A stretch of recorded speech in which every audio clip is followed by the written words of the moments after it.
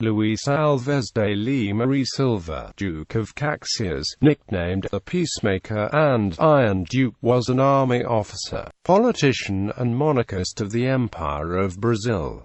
Like his father and uncles, Caxias pursued a military career. In 1823, he fought as a young officer in the Brazilian War for Independence against Portugal, then spent 3 years in Brazil's southernmost province, Cisplatine, as the government unsuccessfully resisted the province's secession in the Cisplatine War. Though his own father and uncles renounced Emperor Dom Pedro I during the protests of 1831, Caxias remained loyal. Pedro I abdicated in favor of his young son Dom Pedro II, whom Caxias instructed in swordsmanship and horsemanship and eventually befriended. During Pedro II's minority, the governing regency faced countless rebellions throughout the country, again breaking with his father and other relatives sympathetic to the rebels. From 1839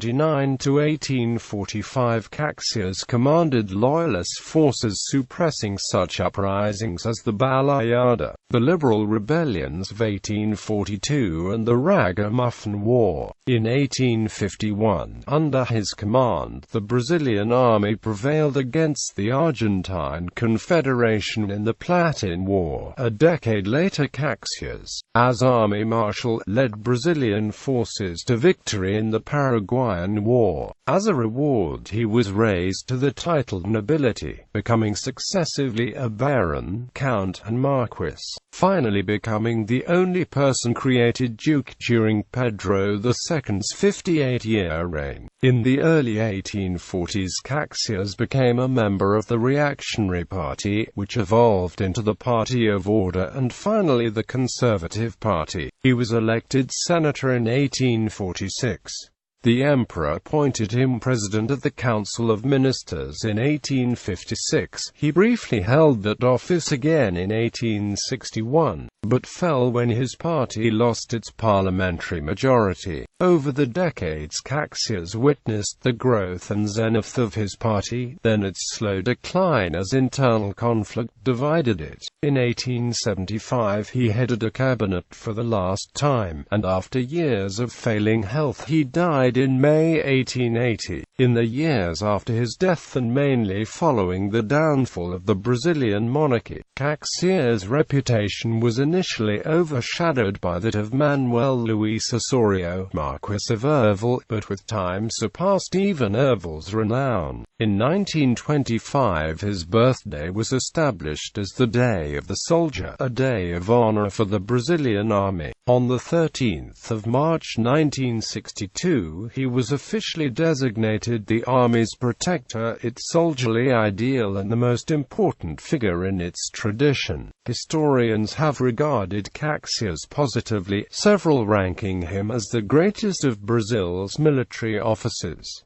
Early years. Birth: Luís Alves de Lima e Silva was born on 25 August 1803 on a farm called São Paulo located in Rio de Janeiro, then a captaincy of the Portuguese colony of Brazil. He was the first son and second of 10 children of Francisco de Lima e Silva and Mariana Candido de Oliveira Belo. His godparents were his paternal grandfather, José Joaquim de Lima da Silva, and his maternal grandmother, Ana Quiteria Joaquina. Luís Alves' early years were spent on the São Paulo farm owned by his maternal grandfather and namesake, Luís Alves de Freitas. The young boy may have initially been schooled at home, as was common then. He may have been taught to read and write by his head mother, Ana Quiteria. Luís Alves' grandfather, José Joaquim, was a Portuguese military officer who had emigrated in 1767 to Brazil. He settled in the city of Rio de Janeiro, capital of both the Rio de Janeiro captaincy and of Brazil. He had neither noble rank nor noble ancestry and lacked patrons in an environment in which advancement depended upon exchanges of favors and family. connections.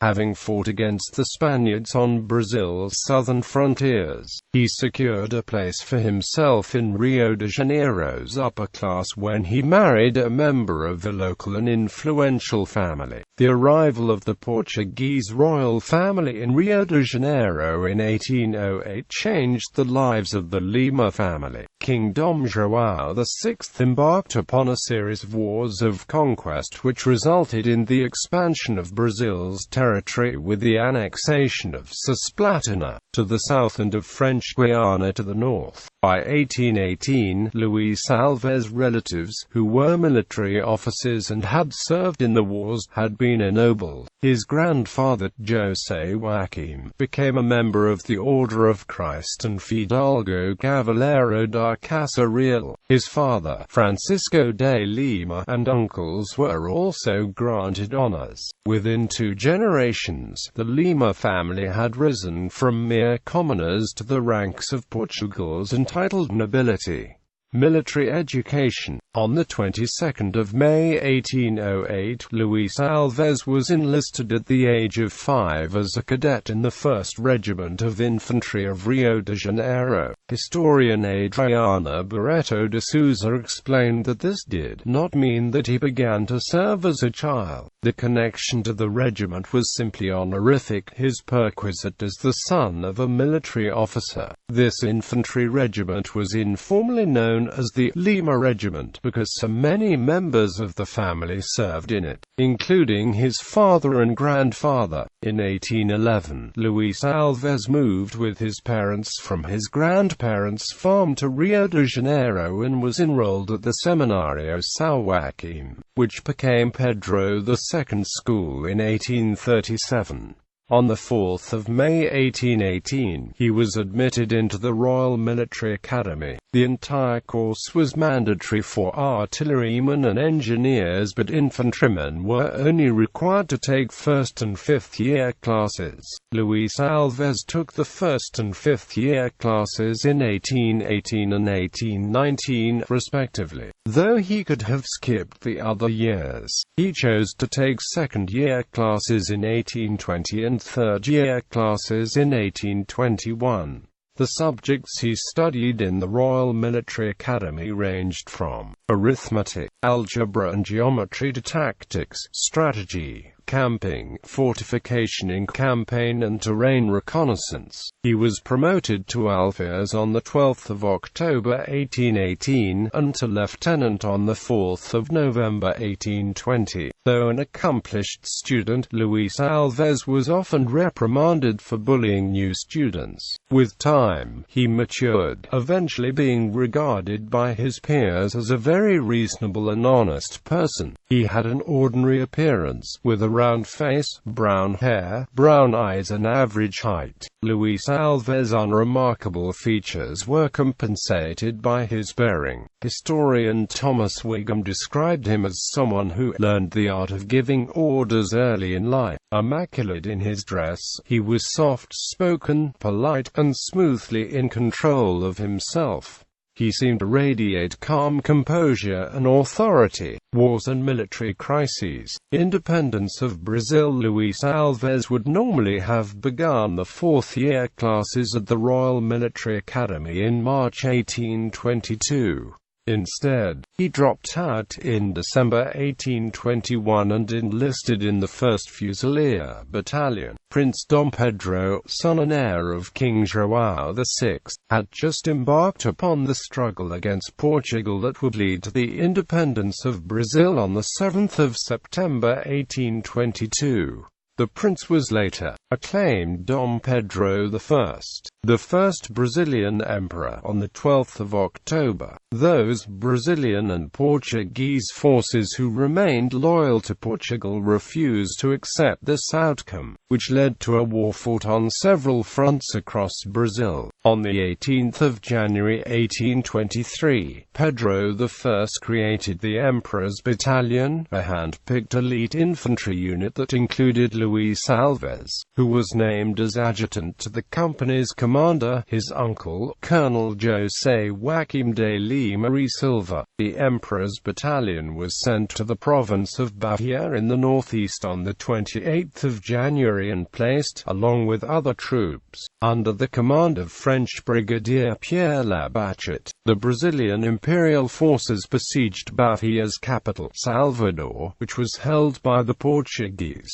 During the siege, Luís Alves fought in at least 3 attacks against Portuguese positions around Salvador, all successful. In the engagement on the 28th of March, he led a charge on an enemy bunker. During the Bahia campaign, high-ranking officers mutinied against Labachette, who was taken prisoner and sent back to Rio de Janeiro. It is unlikely that Luís Alves was involved, but his uncle, Joaquim de Lima, was almost certainly part of the conspiracy and was chosen by the officers to replace Labachette. The campaign resumed, and the Portuguese withdrew from Salvador and set sail back to Portugal. On the 2nd of July, the victorious Brazilians entered the city. The Emperor's battalion returned to Rio de Janeiro, and Luís Alves was later promoted to captain on the 22nd of January 1824. Cisplatine War and the abdication crisis. The Portuguese garrison in Montevideo, the capital of Cisplatina, was the last to surrender. In 1825, secessionists in the province rebelled. The United Provinces of the Rio de la Plata attempted to annex Cisplatina. Brazil declared war, triggering the Cisplatine War. The Emperor's battalion, to which Luís Alves was attached, was sent to guard Montevideo, then besieged by rebel forces. Luís Alves fought in engagements against the insurgents during 1827. The war came to a disastrous end in 1828, as Brazil relinquished Cisplatina, which became the independent nation of Uruguay. Nonetheless, Luís Alves was promoted to the rank of major on the 2nd of December 1828 and made second in command of the Emperor's battalion in early 1829. During his stay in Montevideo, he met Maria Angela Ferreira González Luna. How far the relationship progressed is unknown, but there may have been a failed engagement. He returned to Rio de Janeiro and witnessed the increasing deterioration in Emperor Pedro I's political position. A growing opposition to Pedro I's policies eventually erupted into mass protests at the field of Santana in downtown Rio de Janeiro on 6 April 1831. The situation became more ominous when several military units, led by Luís Alves' father and uncles, joined the protests. The emperor considered appointing Luís Alves to command the emperor's battalion and asked him which side he would choose. According to historian Francisco Doro Chioto, Luís Alves answered that, between the love of his father and his duty to the crown, he would stay with the latter. Pedro I expressed gratitude for his loyalty, but instead ordered him to take the emperor's battalion to the field of Santana and join the rebels, preferring abdication to bloodshedding. Decades later, Luís Alves said in the Brazilian Senate, "I marched along with the emperor's battalion to the field of Santana out of devotion to competent orders. I was not a revolutionary. I esteemed the abdication. I judged that it would be of advantage to Brazil, but I did not concur directly or indirectly with it." Era of troubles. A regency of 3 was elected to rule until the 5-year-old Dom Pedro II reached the age of majority and the ability to rule in his own right. One of the regents chosen was Luís Alves' father. The regency had little effective authority, resulting in 9 years of chaos. During during which the country was plagued by rebellions and coup attempts initiated by unruly political factions. The army, demoralized by the far from exemplary part it had played in the April Revolution, said historian C. H. Paring, became the ready tool of any popular agitator or demagogue, and often the source of riot and sedition. The government severely reduced the size of the standing army and effectively replaced it with the newly created National Guard, a militia force. In July 1831, without troops to command, Luís Alves and other officers joined the Volunteer Soldier Officers Battalion as soldiers. As second in command of that unit, he put down a mutiny of Navy artillerymen in the Ilha das Cobras on 7 October. A year later, on 18 October 1832, he was appointed commander of the Permanent Municipal Guard Corps, a police force in the city of Rio de Janeiro. On 6 January 1833, at age 29, he married Ana Luisa de Loreto Carneiro Viana, the 16-year-old younger sister of an army officer friend, and a member of an aristocratic family of Rio de Janeiro. The union was contrary to the wishes of the bride's mother, who saw Luís Alves and his family as upstarts. Newspapers connected to political enemies of his family took advantage of this disagreement to level serious, but unfounded, accusations against him, including that he had kidnapped Ana Luisa. Despite the invective, their marriage was a happy one and 3 children resulted: Luisa de Loreto Viana de Lima, Ana de Loreto Viana de Lima and Luís Alves de Lima e Silva, born in 1833, 1836 and 1847, respectively. In the late 1830s, Luís Alves was appointed instructor in swordsmanship and horsemanship to the young Pedro II. Ties of duty had drawn the two men together, but a long-lasting friendship and personal devotion also developed. Pedro II said many years later that he regarded Luís Alves as loyal and my friend. According to historian Heitor Lira, Luís Alves was one of the rare, sincere and profoundly convicted monarchists and friends of the king and of the dynasty. He placed his sword not only in service to a united and strong Brazil, but also to a worthy and respected monarch. Quelling rebellions. Balaiada as the commander of the Permanent Municipal Guard Corps, Luís Alves brought order to the streets of Rio de Janeiro. Through his own skill and through partnership with the city's chief of police, Eusebio de Queiroz, Luís Alves was promoted from major to lieutenant colonel on 12 September 1837. Eusebio de Queiroz was a member of the Partido Regressista, which had come to power that year. Bernardo Pereira de Vasconcelos, one of the leading reactionaries and a government minister, attempted to attract Luís Alves to his party. After being promoted to colonel on 2 December 1839, Luís Alves was sent by the reactionary cabinet to the province of Maranhão to quell a rebellion which became known as the Balaiada. He was appointed to the highest civilian and military positions in the province, Presidente and Comandante das Armas, thus giving him authority over the National Guard and army units in the province, respectively. Luís Alves arrived in São Luís, Maranhão's capital, on 4 February 1840.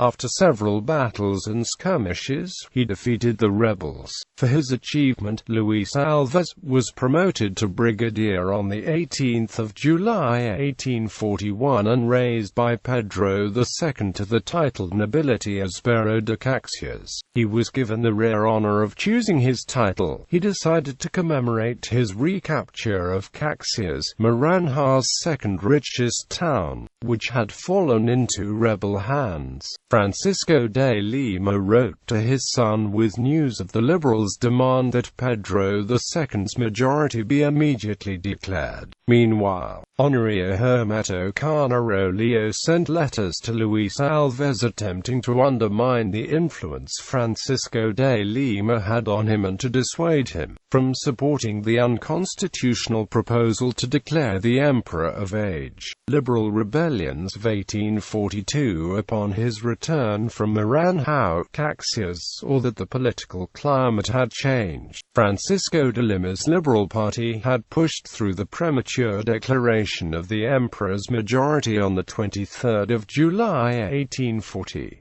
In May 1842, the Liberals rebelled in the provinces of Rio de Janeiro, São Paulo and Minas Gerais in retaliation for the Emperor's decision, on the advice of a Council of State dominated by reactionaries, to call for new elections, annulling the previous election tainted by widespread fraud by the Liberal Party. Named as the province's vice president and military commander, Caxias arrived in São Paulo on the 21st of May 1842.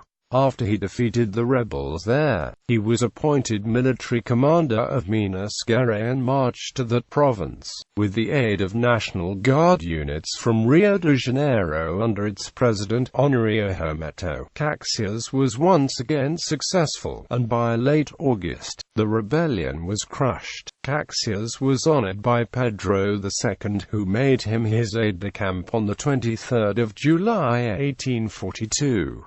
2 days later, Caxias was promoted to brevet field marshal, to distinguish itself from what the reactionaries perceived as the unruly Liberals. Sometime around 1843, the reactionary party became known as the Partido da Ordem and its members as Sequeirenmas.